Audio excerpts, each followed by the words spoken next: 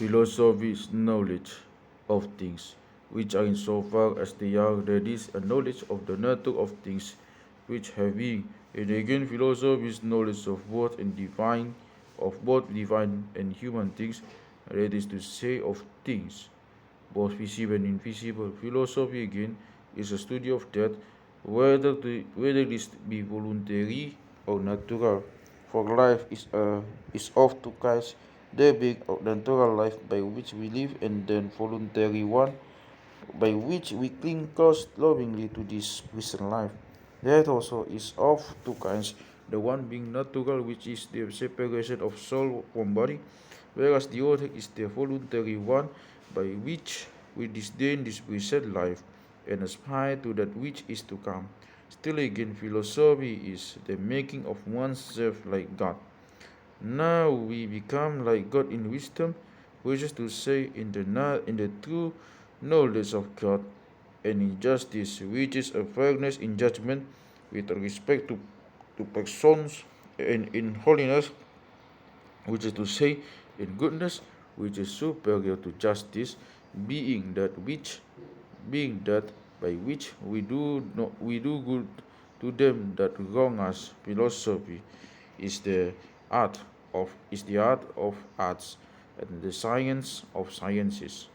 This because philosophy is the principle of every art, since through it every art and science has been invented. Now, according to some, art is what errs in some people, and science what errs in no one, whereas philosophy alone does not err.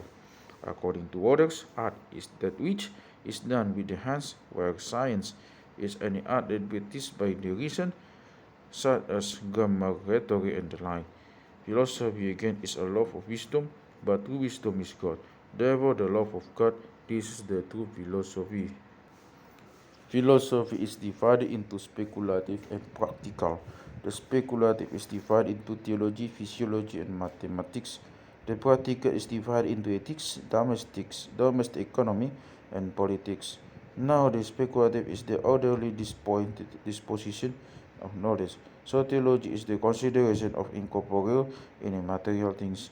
First of all, of God, who is absolutely material, then of the angels and souls. Physiology, however, is the knowledge of the material things that are close at hand to us, such as animals, plants, stones, and like.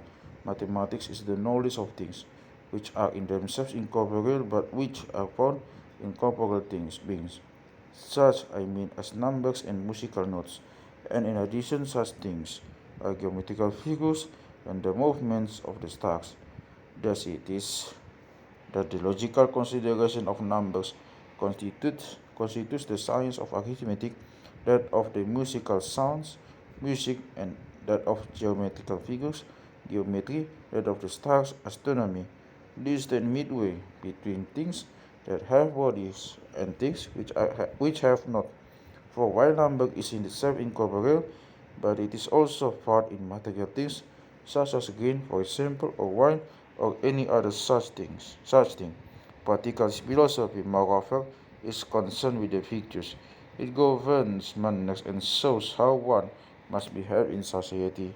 If it lays down, if it lays down laws for the individual man, it is called ethics. But if the for the entire household, it is called domestic economy. While if for cities and countries, then it is called politics.